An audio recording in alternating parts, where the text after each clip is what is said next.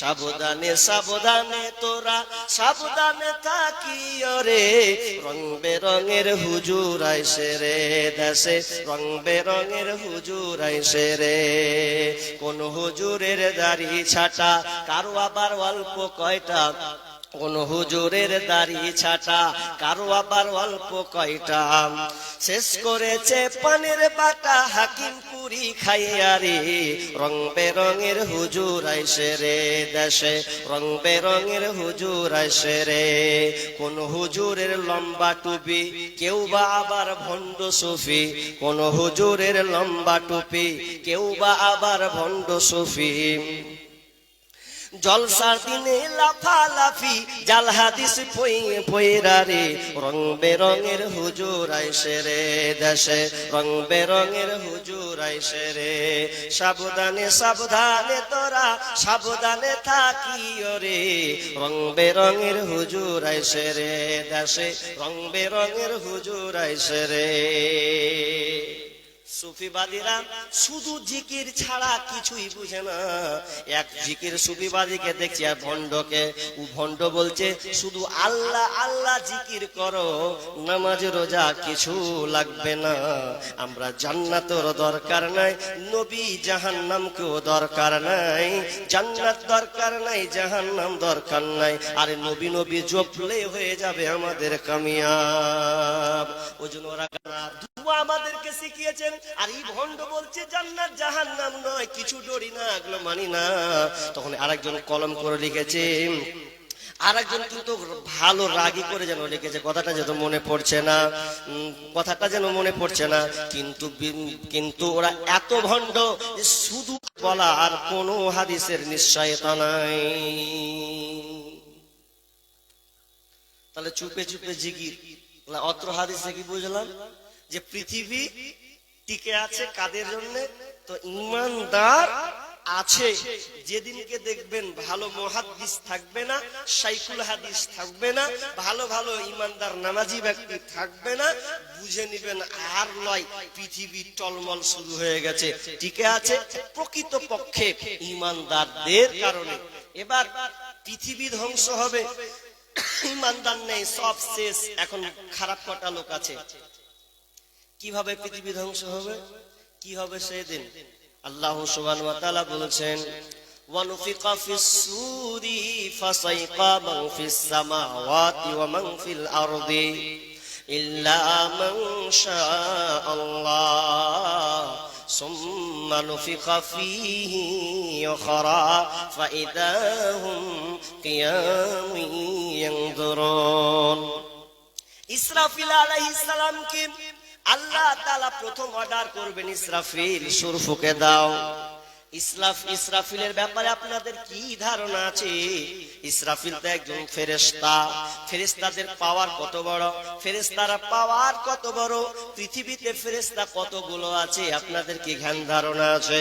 যদি ফেরেশতা, কারণ ঈমানের রুকন হচ্ছে 6টি, তার মধ্যে ফেরেশতার উপরে আমাদেরকে ঈমান নিয়ে আসতে হবে।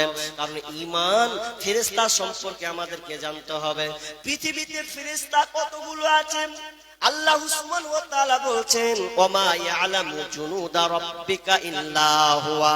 আল্লাহ সুবহানাহু ওয়া তাআলা বলছেন পৃথিবীতে কতগুলো ফেরেশতা আছে এই জ্ঞান কেবলমাত্র আমার কাছে আছে, পৃথিবীর কেউ জানে না। ফেরেশতা কতগুলো আছে আমি বলতে পারবো না, কোন শাইখুল হাদিসও বলতে পারবে না। কেন?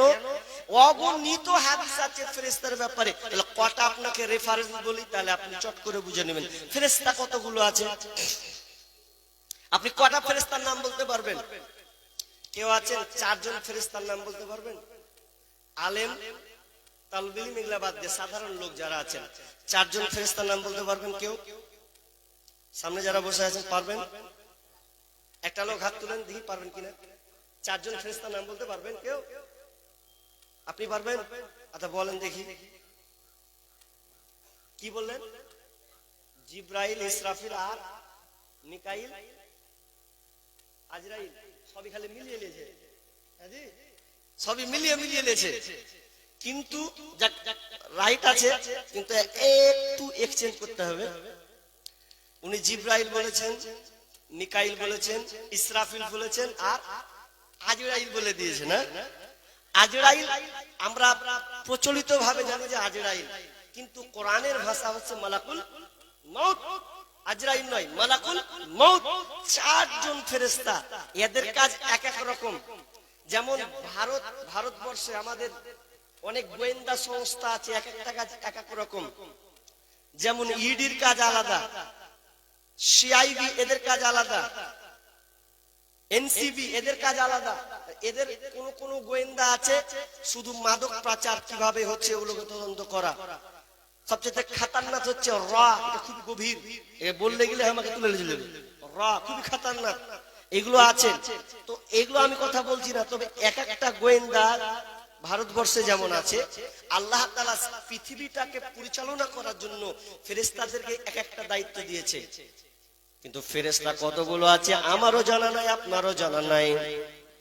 তবে কিছু ইঙ্গিতে বোঝা যায় ফেরেশতা কতগুলো আছে, এটা আল্লাহু আলাম। তবে আপনাকে বলি, বাইতুল মামুর বলে একটি জায়গা আছে। বাইতুল মামুর, যেই বাইতুল মামুর কাবার সামনাসামনি 7 আসমান, সপ্তম আকাশের উপরে যে বাইতুল মামুর আছে, মসজিদ আছে কাবার মতনই, তার উপরে একটা মসজিদ আছে। ওই মসজিদে কারা নামাজ পড়ে, তো কতগুলো ফেরেশতা সালাতরত অবস্থায় থাকে। বলছেন বিষ্ণু বলছেন 70,000 ফেরেশতা একসঙ্গে জামাতে বদ্ধ হয়, নামাজ পড়ে। আর ওই 70,000 ফেরেশতা নামাজ পড়ার পর আবার তারা বেরিয়ে চলে যায়। যারা বেরিয়ে চলে যায় 70,000 ফেরেশতা, দ্বিতীয়বার ওরা কোনো চান্স পায় না, কোনদিন তারা সুযোগ পায় না। তার মানে ফেরেশতা গুলো কতগুলো আছে শুনে নেন।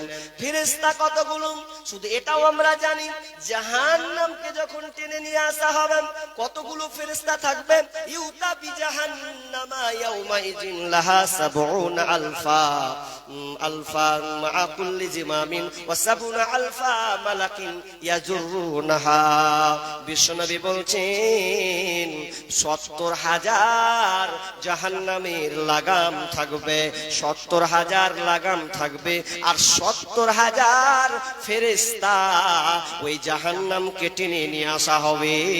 আর প্রত্যেক লাগামে 70,000 ফেরেশতা থাকবে।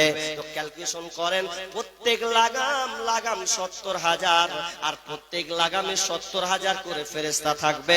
তাহলে আপনি যদি ক্যালকুলেশন করেন, প্রায় 490 কোটি ফেরেশতা, 490 কোটি ফেরেশতা শুধু জাহান্নামকে টেনে নিয়ে আসে। জাহান্নাম কত ভয়ঙ্কর, মানুষের জাহান্নামকে দেখে ওয়াজিআ ইয়াউমাইযিন বিজাহান্নাম ইয়াউমাইযিন ইয়াতাযাক্কারুল ইনসানু ওয়া আন্না লাহু যিকরা। জাহান্নামকে সেদিন মানুষ দেখতে পাবে, আর সেদিনকে মানুষ স্মরণ করবে। জাহান্নামকে যখন টেনে নিয়ে আসা হবে, মানুষ সেদিন স্মরণ করবে, সেই দিনের কথা স্মরণ করবে, কিন্তু স্মরণ করে কোনো লাভ হবে না। তাহলে ফেরেশতা অগণিত, বলার শেষ নাই। তবে একজন ফেরেশতার দায়িত্ব আছে যে পৃথিবীটাকে ধ্বংস করে দিবে। ফেরেশতাটার নাম কি বললাম ভাই? জি, পৃথিবী যে ধ্বংস হবে কোন ফেরেশতার মাধ্যমে? কেমন হলো জিবরাইল? এতক্ষণ কি করে আলোচনা শুনছো? ইসরাফিল আলাইহিস সালাম, তার মাধ্যমে পৃথিবী ধ্বংস হবে।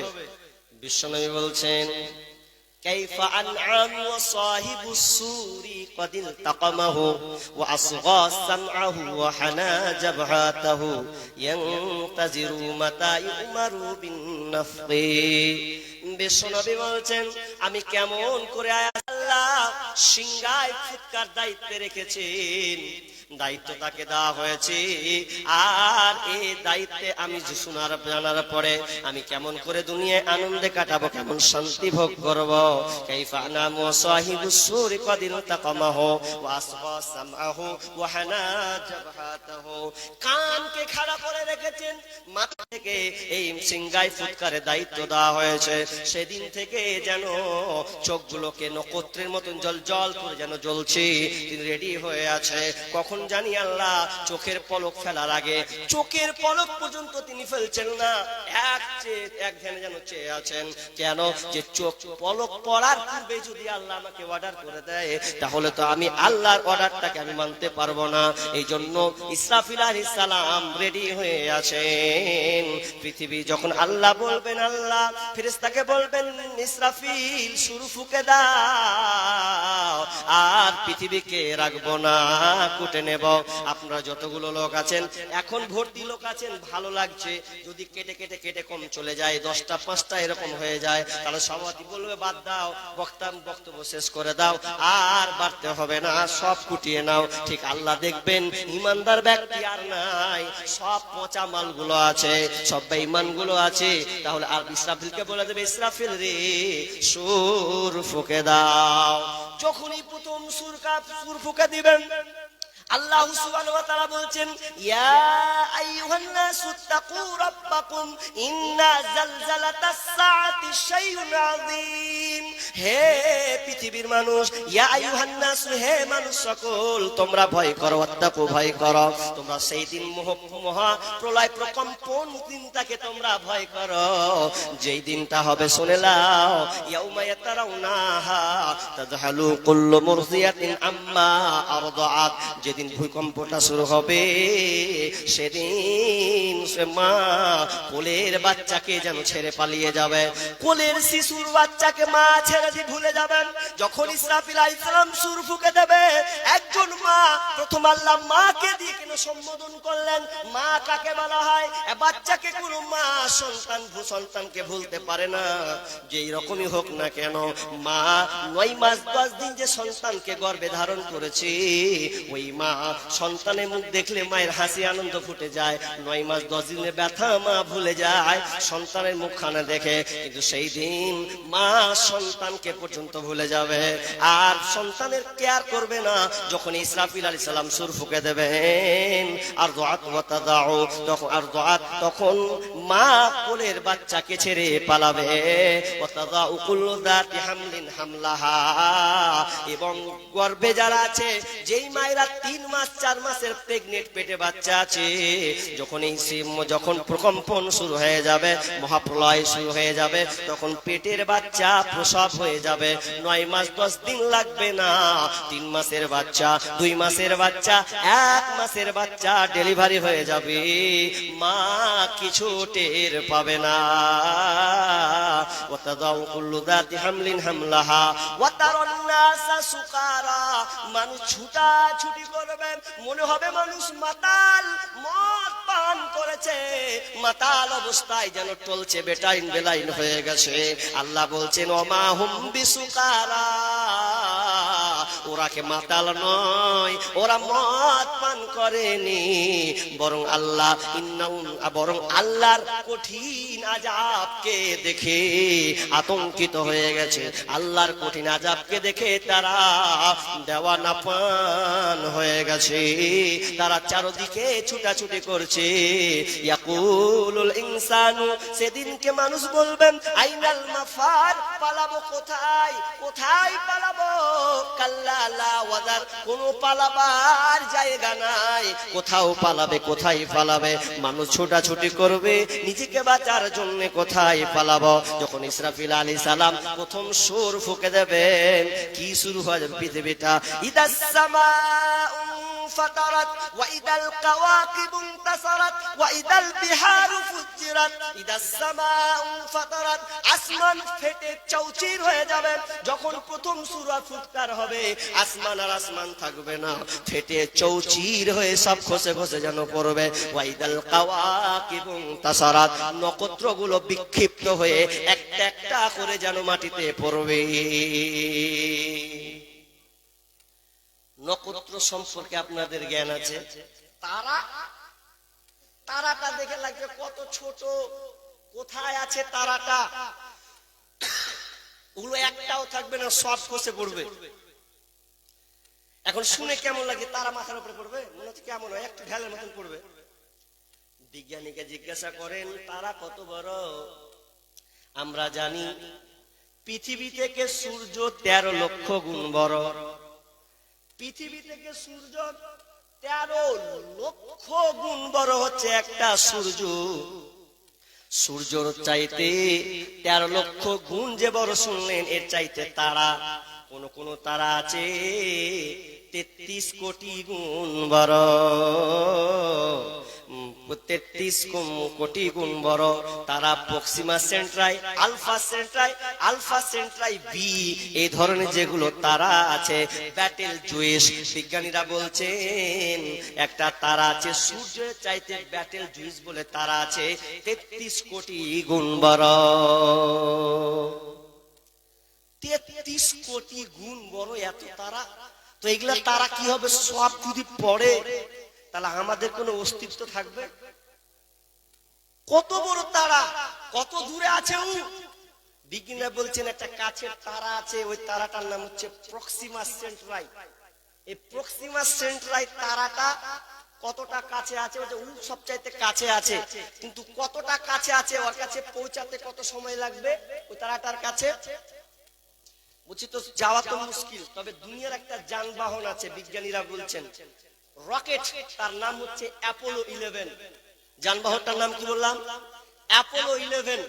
এই রকেটটাই কেউ যদি চাপে, এর গতি জানেন? এর গতি সেকেন্ডে 11 কিলোমিটার যাবে, 1 সেকেন্ডে।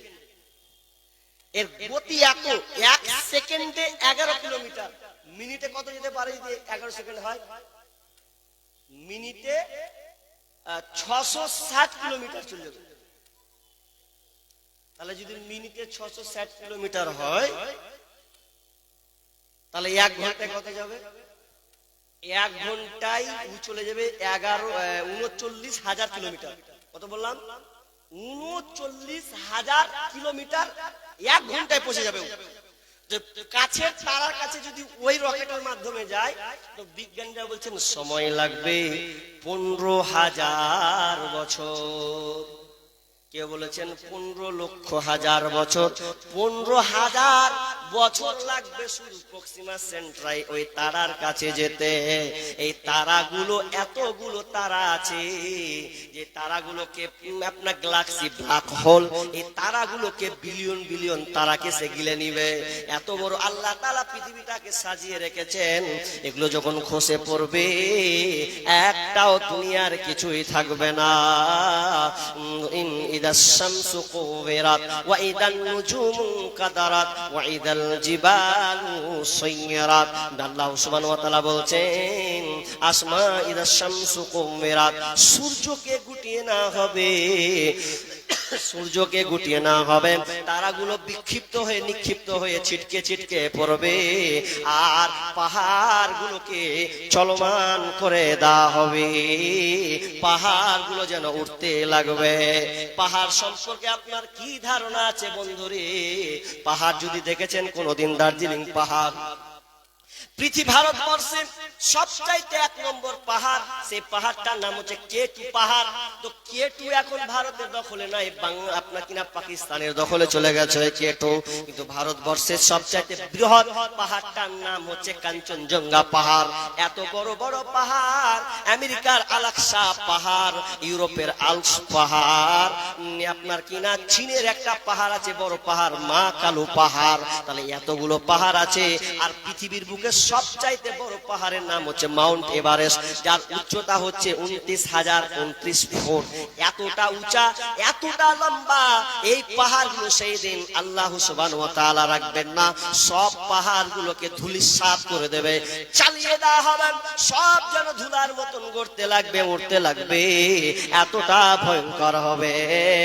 পঞ্চম খলিফা ওমর বিন আব্দুল আজিজ, ওমর বিন আব্দুল আজিজ যখন তিনি নামাজরত অবস্থায় সূরা আল কারিয়া তিনি পড়ছেন, বিসমিল্লাহির রহমানির রহিম, আল কারিআতু মাল কারিআ ওয়া মা আদরাকা মাল কারিআ ইয়াওমা ইয়াকুনুন নাসু কাল ফারাসিল মাবসুস ওয়া তাকুনুল জিবালু কাল ইহনিল মানফুস। যখন এই দুটো আয়াত চলেছে সে নামাজের অবস্থায়, ওমর বিন আব্দুল আজিজ বাচ্চা ছেলের মতন কান্না শুরু করে দিয়েছে, চোখের পানি ঝরঝর করে জ্বলছেন। বর্ণনা করছেন ফাতেমা বিনতে আব্দুল মালিক তিনি বর্ণনা করছেন যে ওমর বিন আব্দুল আজিজ নামাজের অবস্থায় দাঁড়িয়ে আছেন, আর নামাজ পড়তে পড়তে যেন অজ্ঞান হয়ে গেছে।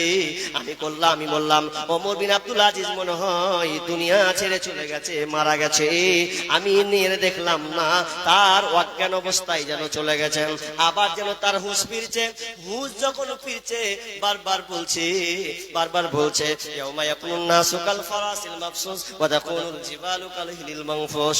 আর যেন চোখের পানি থামছে না। কিন্তু আমরা মুসলমান, সূরা কারিয়া অনেকের মুখস্থ আছে, কারো কি একবার চোখ দিয়ে পানি বের হয়েছে?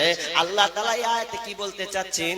পৃথিবীর প্রকম্পন, ভয়া বিস্ফোরণ, ভয়া প্রকম্পন, মহাপ্রলয়ের কথা বলছে। তারা ওমর বিন আব্দুল আজিজ তখন তিনি বুঝে নিয়েছেন। ওমর বিন আব্দুল আজিজের ব্যাপারে আপনার কি ধারণা আছে? তিনি একজন পঞ্চম খলিফা ওমর বিন আব্দুল আজিজ। কত তিনি ইমানদার ওয়ালা মানুষ ছিলেন। কান্নার জগতে যদি কোনো সাহাবীদের পড়ে, তাবেঈদের পরে লাস্টের নামে লিস্টে আছে, তার নাম হবে ওমর বিন আব্দুল আজিজ। কতটা ইমানদার লোক ছিল জানেন?